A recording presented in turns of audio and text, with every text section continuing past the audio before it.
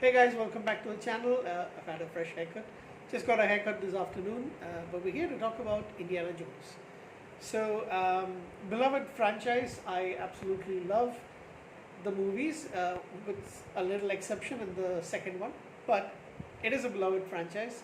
I'm eagerly waiting the chance to watch the latest one, the fifth one. Since I haven't been going to the theaters, I'll have to wait for it to come on a streaming service and then watch it. But I did start my rewatch. Sorry, and this is I don't know how many times I've actually watched these films, but I have watched them quite a lot.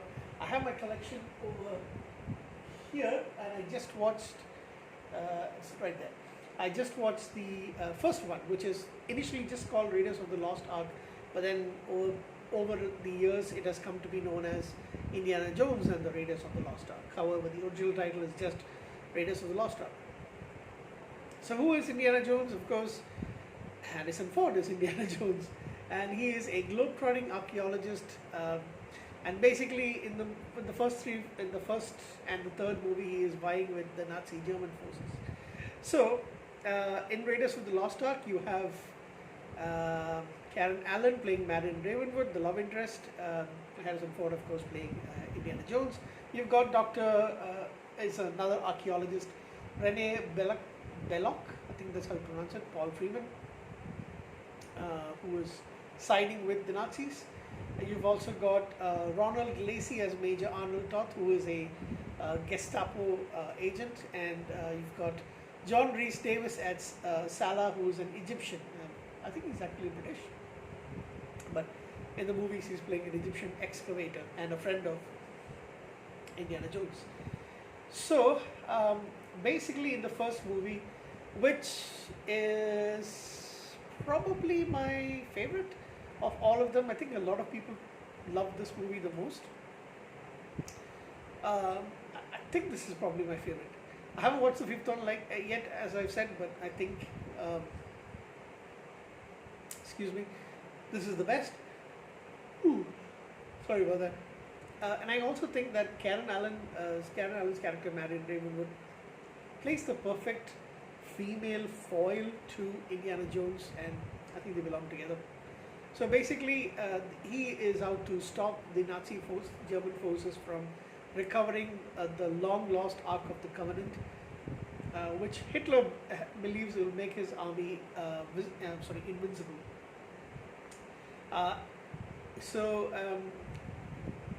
Basically, there's Nazi German forces excavating at a place called Tanis in Egypt, and they are trying to look for the lost Ark of the Covenant. And in one of the messages that's passed on to Jones and his colleague in the university, I forgot who the character's name.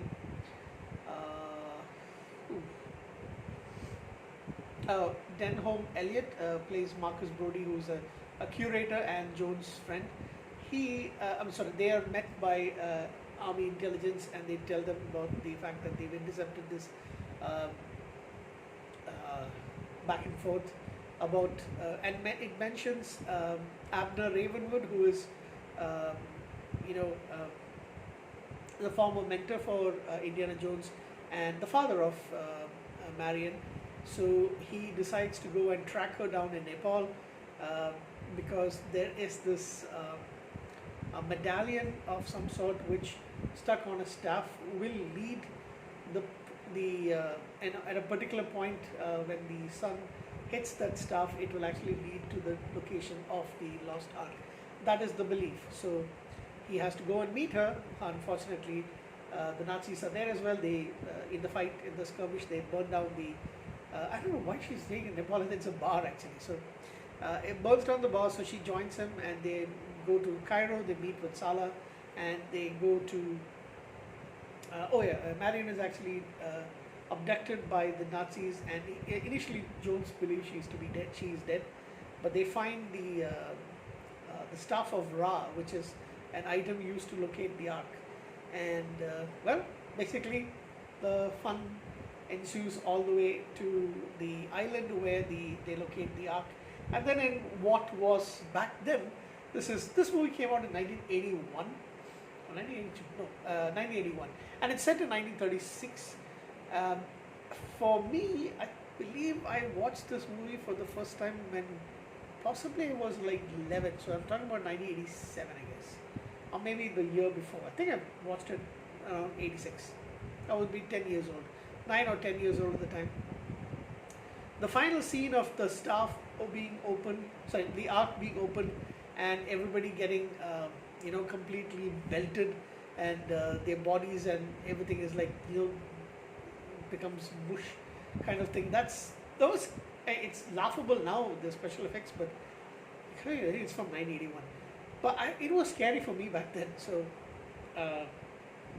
all the spirits are released, and there's some bolt of lightning or some energy and things like. They kill all the people like Belloc, the Nazi Gestapo people, as well as everybody else, and only Jones and Marion escape because their eyes were closed. Salah isn't there, so that is how the end of it. He delivers it to Washington D.C. and unfortunately he doesn't get to study it. The agents tell him that they're going to keep it secret, and it goes to an undisclosed location, which I believe is 8051. Sorry. It is created up and stored. That basically is this film. It's very famous, nothing new. But let's talk a little bit about the acting and the principal, cast. Harrison Ford, fantastic. This character as well as Han Solo is what he's most famously known for, and he embodies the character extremely well. An archaeology professor, adventurer, romanticizer, I guess a little bit. Carol Ann, I must say, as a young woman back then, she was beautiful. She still is. I know she's probably like almost 70, I guess, right now. Karen Allen is around, yeah, she's 71. I think Harrison Ford is like 80, I guess. 81, so 10-year difference between them. But yeah, she was absolutely beautiful. I love the fact that she's in this movie and in the fourth one as well. She's a tough woman, Marion. She doesn't take crap from anybody. John Rhys Davis as Salah is wonderful to watch. I really like this actor quite a lot. I believe he passed away a few years back, or maybe just a couple of years ago. No, he's still alive. Sorry, he was the guy who played Gimli in Lord of the Rings, and he is most known for these two roles. Paul Freeman, smooth, arrogant, and Ronald Lacey, who plays Toth, sadistic, and he plays him like you don't like him on sight, to be honest. And that's basically it. I don't think everybody else is like that important. There's a monkey in it as well, who gets killed because he takes one of the poison dates that was meant to kill Indy as he's known. So, and whenever I think of Indiana Jones, I always think of the song Thor and Dr. Jones from The Big Bang Theory. That's something that I absolutely love as well. So that's about it. It's fantastic. It's an amazing movie. Oh yeah, and in The Big Bang Theory, they also talk about the fact that Indiana Jones plays no part in this, no matter what they would have actually found the ark. I don't believe so, but it's really funny to think about that. I must say, this is top notch. I give it a 9 out of 10. It's a fantastic movie.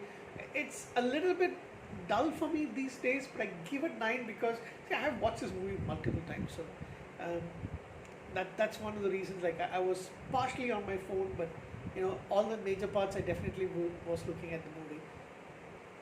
And that's only because I know what happens. I've seen this movie several times. I think the last time that I watched it was back in 2019, I guess. Yeah, either 2019 or 2018. These three, the first 4 movies. So yeah, I give it an 8.